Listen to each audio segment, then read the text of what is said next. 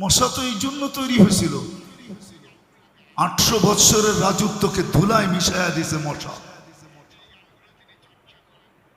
সারা দুনিয়ার রাজত্ব যার হাতের ভিতরে ছিল। 800 বৎসরের ভিতরে কোনো অপোজিশন পার্টি ছিল না। নমরুদের আমলে 400 বৎসর জুতার বাড়ি ছাড়া, 400 বৎসর জুতার বাড়ির সাথে। দুনিয়ার ইতিহাসে একটাই মশা পাওয়া যায়, তাও ল্যাংড়া, যার বয়স দিছিলেন আল্লাহ 400 বৎসর। মশা তো এই জন্য না যে আমাদেরকে কাটবে আর ডেঙ্গু বানায় হাসপাতালে শোয়ায় দিবে। ইতিহাস উঠান, মশা তো এই জন্য তৈরি হয় নাই। মাথার হুকুম তো এই জন্য তৈরি হয় নাই যে আমাদের মহিলাদের মাথায় উকুন হবে আর সারাদিন মাথা চুলকাইতে থাকবে, মাসে 3 বার উকুন নিদন সাবান ব্যবহার করতে থাকবে। এই জন্য তো উকুন তৈরি হয় নাই। কোরআনে কুম্মালা আছে, উকুন কুম্মালা, কোরআনে এই শব্দটা আছে। তো ফেরাউনের জাতিকে শাস্তি দেওয়ার জন্য আল্লাহ তৈরি করছিলেন। চিৎকারের ফেরেশতা তো এই জন্য তৈরি করেন নাই যে জীবনে একবার চিৎকার দিবে তারপরে নাকে তেল দিয়ে ঘুমাবে। বাতাসের ফেরেশতা তো এই জন্য তৈরি করেন নাই যে কওমে আদকে খেজুর গাছের মতো শোয়া রেখা দিবে আর বাকি জীবন উদাসীন জীবন কাটাবে। আমি আসল কথায় নিয়ে যেতেছি, মুসলমান সারা দুনিয়ায় নির্যাতিত কেন? মুসলমান বলবো না, আমি উম্মতে মুহাম্মদী, যে উম্মতকে আল্লাহ বিশেষ রহমত দ্বারা উম্মতে মুহাম্মদীর অন্তর্ভুক্ত করলেন। আমরা উম্মতে মুহাম্মদী সদিচ্ছায় হইলে, মুসলমানের ঘরে আমাদের অস্তিত্ব সদিচ্ছায় না। এটা মানতে হবে। আল্লাহর সবচেয়ে বড় রহমতে খাস, বিশেষ রহমত, ওটার মাধ্যমে মনে হয় নির্বাচিত হয়ে আমরা মুসলমানের ঘরে। অস্বীকার করতে পারবেন? এর চেয়ে বড় বিশেষ রহমত আমরা উম্মতে মুহাম্মদী।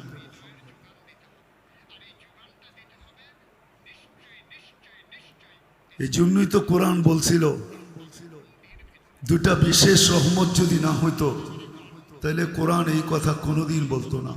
আমার উপরে রাগ হয় না, আমি জানি গতকালকে কি বয়ান হয়েছে, আজকে সারাদিন কি হয়েছে আমার জানা আছে। 2.5 ঘন্টা পর্যন্ত তো আমি শুনতেছিলাম, কিন্তু আমার এই প্রশ্নের উপর আপনার রাগ হয় না। একটু বিবেক দিয়া ভাবেন, শুধু প্রতিবাদী হওয়া উচিত ছিল না আমাদের, সাথে সাথে আল্লাহর দরবারেও ধর্ণা দেওয়া দরকার ছিল।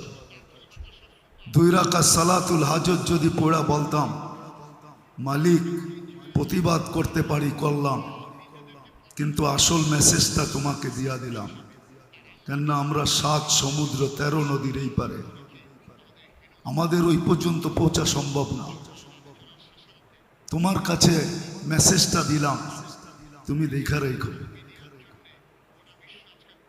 এতগুলা মানুষ, আমার মনে হয় এই এলাকার কেউ পড়ে নাই, পড়লেও 2-1 দিন পড়ছে, যে ওই পর্যন্ত পড়তে থাকবো যেই পর্যন্ত সমাধান না হয়। যা হোক, যেটা আমি বুঝাইতে চাইতেছি, আমি একটা দিকে আপনাদেরকে নিয়ে যাইতে চাইতেছি। আল্লাহ করুক আজকে সবার বিবেকের পর্দা খোলুক। আমি বিবেকের পর্দা খুলতে চাইতেছি। যতদিন পর্যন্ত বিবেকের পর্দা না খুলবে, ডুস খাইলে বলে হুশ হয়, চোর গেলে বুদ্ধি হয়। হুশ যতদিন পর্যন্ত না ফিরবে, বুদ্ধি যতদিন পর্যন্ত না আসবে, আমরা নির্যাতিত হইতেই থাকব। এতে কোনো সন্দেহ নেই। আমি নিয়ে যাইতেছি, আপনাদেরকে দেখাবো। আমি অল্প সময়ের ভিতরে কথাকে গুছায় নিব। আমার দিল যে ভাঙ্গা না এমন না, বা আমি যে বিরোধিতা করতেছি এমনও না, আমার দিলও ভাঙ্গা। ভাঙ্গা না হইলে এই কথাগুলা বাহির হতো না। আমার দিলটা আপনাদের মতোই ভাঙ্গা, রক্তক্ষরণ হইতেছে আমারও, যেমন আপনারা বলবেন আমাদের হইতেছে। এই জন্যই তো আমরা চিৎকার দিতেছি, আপনারা একভাবে চিৎকার দিতেছেন, আমি আরেকভাবে দিতেছি। সবার চিৎকারের ধরন যে এক হবে এমন না, ঠিক না? চিৎকারের ধরন ভিন্ন তো হইতে পারে, আমারটাও চিৎকারই। তো যেটা বুঝাইতেছিলাম, যে মুসলমানের ঘরে আল্লাহ আমাদেরকে অস্তিত্ব দিলেন, জন্ম দিলেন বিশেষ রহমতের মাধ্যমে, উম্মতে মুহাম্মদী বানাইলেন। কোরআন আমাদেরকে বোঝায় আনতুমুল আলাউনা, তারপরে কোরআন ঘোষণা দেয় আনতুমুল আলাউনা, তোমরা সবার উপরে থাকবে, তোমাদের উপরে আমি কাউকে উঠতে দিব না। কোরআন বলে উলাইকা লাহুমুল আমান, নিরাপত্তার চাদরে তোমাদেরকে আমি বেষ্টিত রাখব। কোরআন বলে লাহুম রিজকুন কারীম, তোমাদেরকে আমি ক্লান্তিহীন লালিত পালিত করব। হাদিস যদি দেখি তো হাদিস আরো কিছু বলে, লারাযাকাকুম কামা ইয়ারযুকুত তাইর, পাখির মতো তোমাদেরকে পালব। কোরআন যদি দেখি তো কোরআন বলে লাহুম হায়াতান তাইয়্যিবা, সুখ শান্তির জীবন আমি তোমাদেরকে দিব। কোরআন বলে ইন্নাল ইজ্জাতা লিল্লাহি ওয়া লিরাসূলিহি ওয়া লিল মুমিনিন, ইজ্জতের মালা আমি তোমাদের গলায় পরাবো। কিন্তু আজকে যদি পটভূমি দেখি তাইলে বিলকুল কোরআনের বিপরীত দেখা যায়। যে শব্দগুলো আমি বললাম, আজকে সারা দুনিয়ায় মুসলমান নির্যাতিত, নিষ্পেষিত, অবহেলিত, দীক্ষিত, ঘৃণিত, লাঞ্ছিত, বঞ্চিত, সবচেয়ে নিকৃষ্ট। যদি না হইতো তাহলে প্রাণীবাদী বলে একটা সংস্থা আছে দুনিয়াতে, যারা প্রাণী নিয়ে কাজ করে। আপনাদের এলাকায় আছে কি আমি জানি না, কিন্তু আমাদের খিলগাঁও এলাকায় দেখি মাঝে মাঝে ফজরের পরে কিছু লোক ছুটে আসে কুকুরের বাচ্চাগুলাকে খাওয়ানোর জন্য, কুকুরকে আহার দেওয়ার জন্য। আপনাদের এলাকায় আসে কিনা জানি না আমি, কিন্তু আভিজাত্য এলাকার ভিতরে আসে প্রতিদিন সকালে, ফজরের পরে চলে আসে, কনকনে শীতের ভিতরে আসে। ওদেরকে যদি জিজ্ঞাসা করা হয় এই সাত সকালে আপনি কুকুরকে খাওয়াইতেছেন, তারা বলবে আমরা প্রাণীবাদী, প্রাণী নিয়ে কাজ করি। আজ পর্যন্ত পেপারের পাতায় পাবেন না, 34 দিন হতে চলল কোন প্রাণীবাদী সংস্থা একটা বিবৃতি দিছে মানুষও তো একটা প্রাণী না, প্রাণী না? হ্যাঁ, প্রাণ আছে ভিতরে না নাই? মানুষও তো একটা প্রাণী। একটা বিবৃতি আপনি আমাকে ফেসবুকে দেখাইতে পারবেন না, কোনো মিডিয়ায় দেখাইতে পারবেন না যে প্রাণীবাদীরা একটা বিবৃতি দিছে যে দিনরাত বোম মাইরা এতগুলা মানুষকে কেন মারা হইল। কিন্তু যদি এতগুলা কুকুরকে কোথাও বোম মাইরা মারা হতো, আমাদের ছোটবেলা দেখছি ঢাকা শহরে সিটি কর্পোরেশনের থেকে লোক আসতেন, রাতের বেলা ইঞ্জেকশন দিতেন কুকুরের গায়ে আর উঠায় নিয়ে যেতেন। এখন তো প্রত্যেক গলিতে রাত্রে মানুষের সম্মেলন না হইলেও কুকুরের সম্মেলন হয়, না হয় না? মনে হয় বুঝাইতে পারি না। আমি তো প্রতি রাত্রেই দেখি, ঢাকা যখন ফিরি রাত্রে বাসায় ঘুমানো যায় না, কেননা আমার গলির ভিতরে অনেকগুলা থাকে। নতুন কোনো মানুষ গেলেই তার পিছে ছুটতে থাকে আর আওয়াজ করতে থাকে, আর নিচের আওয়াজ উপরে বেশি লাগে, নিচে কম লাগে। একটু উপরে থাকি তো আওয়াজে ঘুমানো যায় না। এরকম প্রত্যেক গলিতেই কুকুরের সম্মেলন হইতেছে। এখন আর সিটি কর্পোরেশন আলাদা নেয় না, কেননা প্রাণীবাদীরা এর বিরুদ্ধে দাঁড়াইছে, না মারা যাবে না, এরা প্রাণী, অবুঝ প্রাণীকে মারবেন কেন? কিন্তু আজ পর্যন্ত আমাকে বুঝান, বলোক আমাকে, যারা 24 ঘন্টা মিডিয়ার মধ্যে চোখ রাখে, যে মিডিয়ার কোন শিরোনামে উঠছে যে প্রাণীবাদীরা একটা কথা বলছে, একটা খবর দিছে, এটা বিজ্ঞাপন দিছে একটা, যে এতগুলা মানুষকে রাত দিন বোমবারি করে কেন মারা হইল নিরীহ মানুষগুলাকে। হামাস তো একটাও মরে নাই, ওরা মরবে তো মরবে কোত্থেকা? ইঁদুর কি মারা যায় নাকি? ও তো গর্তে থাকে। হামাস তো বিচ্ছু, কোত্থেকে মারবে? গর্তের ভিতরে ঢুকতে পারলে না মারবে, তারপরে ও তো বিচ্ছু, ওকে কোত্থেকে মারবে? কিন্তু নিরীহ মানুষগুলা মারা গেল। বোঝা গেল প্রাণীবাদীদের চোখেও আমরা যদিও প্রাণী, কিন্তু কুকুরের চেয়ে নিকৃষ্ট প্রাণী, নাইলে ওরা বিজ্ঞাপন দিত। আজকে আসেন, আমি কথা গুছায় নিয়ে আসছি, কেন আমরা নির্যাতিত?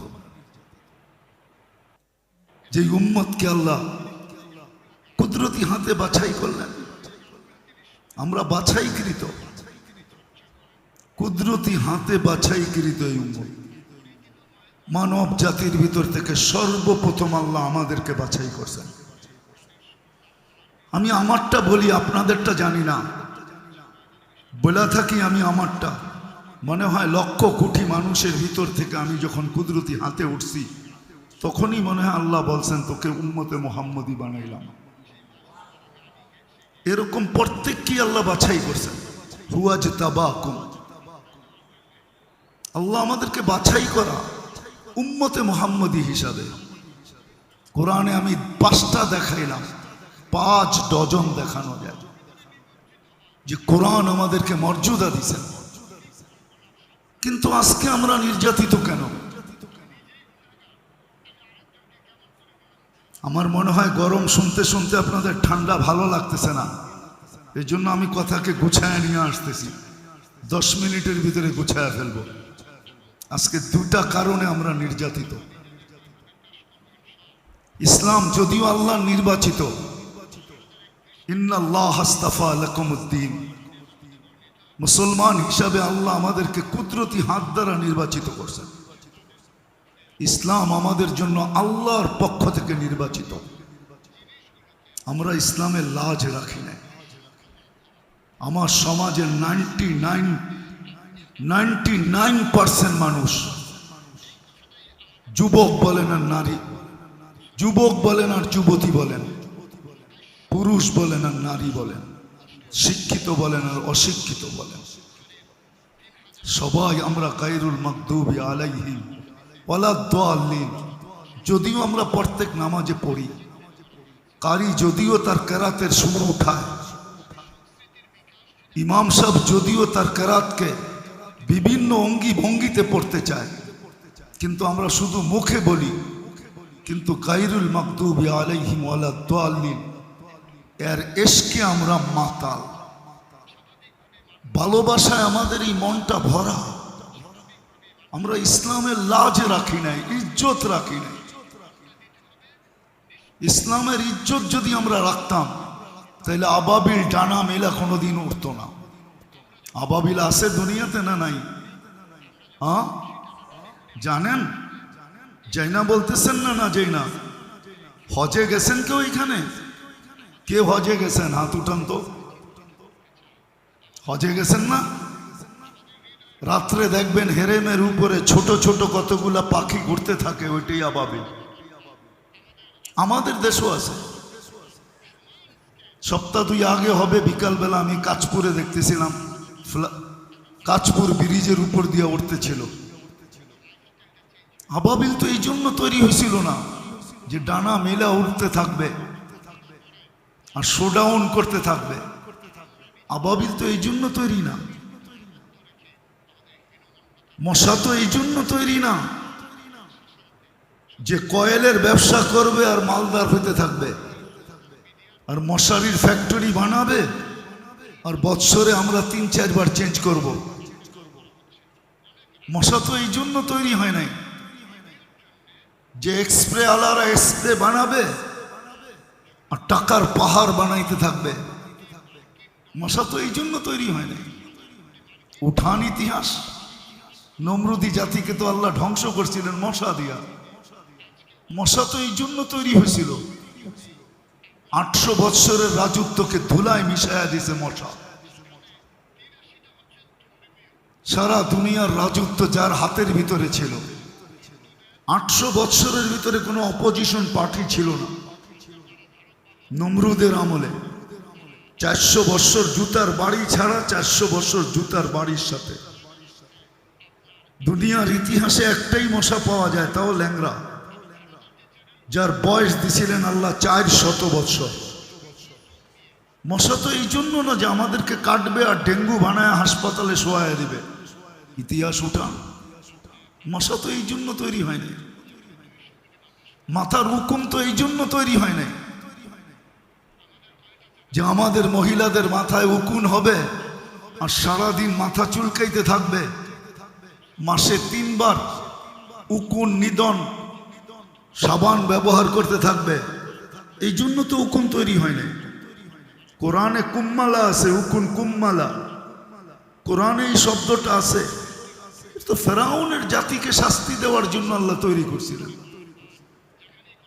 চিৎকারের ফেরেশতা তো এই জন্য তৈরি করেন নাই যে জীবনে একবার চিৎকার দিবে তারপরে নাকে তেল দিয়ে ঘুমাবে। বাতাসের ফেরেশতা তো এই জন্য তৈরি করেন নাই যে কওমে আদকে খেজুর গাছের মতো শোয়া রেখা দিবে আর বাকি জীবন উদাসীন জীবন কাটাবে। জিবরিল তো এই জন্য তৈরি হয় নাই যে ডানা মেলে আকাশে উঠতে থাকবে। এখন তো আর ওহির বাহক না উনি, আমাদের নবীজি চলে যেতে দেরি, তাইলে হাদিসে এই কথা কেন আসতো? নবীজি যখন দুনিয়ার থেকে যাইতেছিলেন তো জিবরিলের চোখে পানি ছিল। আল্লাহ রসুল জিজ্ঞাসা করতেছে আপনি কাঁদেন কেন? তো বলছে এলপিআরে চলে যাব। ওহির সুবাদে নৈকট্যময় যাওয়ার সুযোগ হতো, কিন্তু আজকের থেকে আর ওই নৈকট্যময় জায়গায় যাওয়ার সুযোগ হবে না, কেননা ওহি আনার প্রয়োজনও হবে না। আপনিই তো সর্বশেষ নবী, নবুয়তের ঘরের তালা আপনি, খাতামুন নবিয়িন মানি নবুয়তের ঘরের তালা, সিলগালা। আপনি তো সিলগালা, আপনি তো তালা, কেউ বাহিরও হবে না, কেউ ঢুকবেও না। বিনা আমি এলপিআরে চলে যাব, এক নৈকট্যময় যাওয়ার সুযোগ হইতো আমার। এই জন্যই চোখে পানি। 1.25 লক্ষ নবীদের দুয়ারে আনাগোনা ছিল, সবগুলা বাদই দিলাম। আপনার মতো সৃষ্টির সর্দার, সৃষ্টির রাজা, দুজাহানের বাদশাহ, কিয়ামতের মাঠের রাজা, আপনার দরবারে আনাগোনা ছিল। প্রাপ্ত বয়স্ক থেকে নিয়ে এই 63 বছর বয়স পর্যন্ত আমি আপনার পাশে পাশে ছিলাম। আর সত্য এটাই, আল্লাহ রসুল যেদিন জন্ম নেন ওদিন মিকাইল আলাইহিস ইসলামকে আল্লাহ বডিগার্ড হিসাবে নির্ধারণ করেন। যেদিন আল্লাহ রসুল প্রাপ্ত বয়স্ক হন তো জিবরিল আলাইহিস ইসলামকে আল্লাহ অ্যাড করেন যে তোমরা আমার বন্ধুকে পাহারা দিবে 2 জন। বিদায় আজকে মনের ব্যথায় চোখে পানি। এখন তো আর ওনার ওহী আনতে হয় না।